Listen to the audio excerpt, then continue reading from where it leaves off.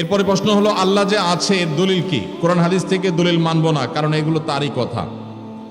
এটা আমাদের যে ভাই প্রশ্ন দিয়েছেন, তিনি যদি আমাদের কোনো নাস্তিক ভাই হন বা অন্য ধর্মাবলম্বী ভাই হন বা যেই হন না কেন, তাকে আমি বলতে চাই, আল্লাহ যে আছেন এটা প্রমাণ হলো আপনি নিজে।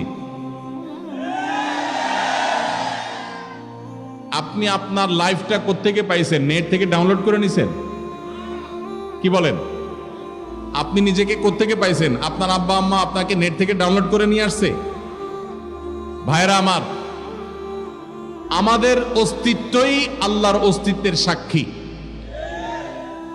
আল্লাহ রাব্বুল আলামিন বলেছেন, ওয়াফি আনফুসিকুম আফালা তুবসিরুন, তোমাদের অস্তিত্বের মধ্যেই আল্লাহর অস্তিত্বের নিদর্শন আছে, তোমরা কি দেখো না?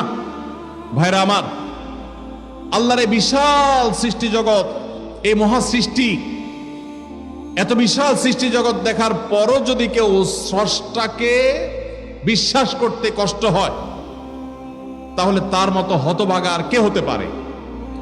ভাইরা আমার, এই সৃষ্টি জগৎই স্রষ্টার অস্তিত্বের সাক্ষী।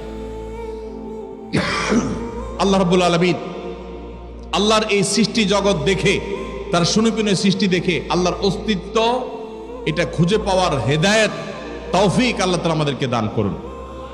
ভাইরা আমার, আমরা যদি আমাদের অস্তিত্বের দিকে তাকাই, আল্লাহ সৃষ্টির দিকে তাকাই, সূরা মুলকে শুরুর আয়াতগুলো যদি অনুবাদ সহকারে আপনি পড়েন, কোরআন জুড়ে আল্লাহ রাব্বুল আলামিন যে বলেছেন আল্লাহ রাব্বুল আলামিনের সৃষ্টি শৈলী নিয়ে, সেগুলো যদি আপনি অধ্যয়ন করেন, পড়েন, তাহলে দিনের আলো মতো পরিষ্কার হবে যে আল্লাহ রাব্বুল আলামিনের অস্তিত্ব এটা ওয়াজিবুল উজুদ, এটার অস্তিত্বহীনতা কখনো কল্পনা করা যায় না।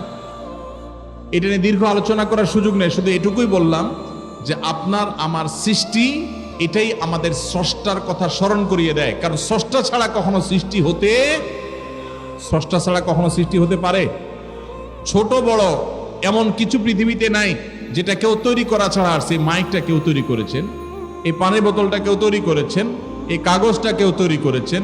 প্রত্যেকটা জিনিসের যেরকম কেউ না কেউ তৈরি করেছে, ক্রিয়েটর আছেন, সেখানে এই মহা সৃষ্টির এত কিছুর আমি আপনি সহ আমাদের এবং এই আল্লাহর এই সৃষ্টি জগতের যে বিশাল আয়োজন, এগুলোর কোনো ক্রিয়েটর নাই। এর চেয়ে হাস্যকর কথা আর কি?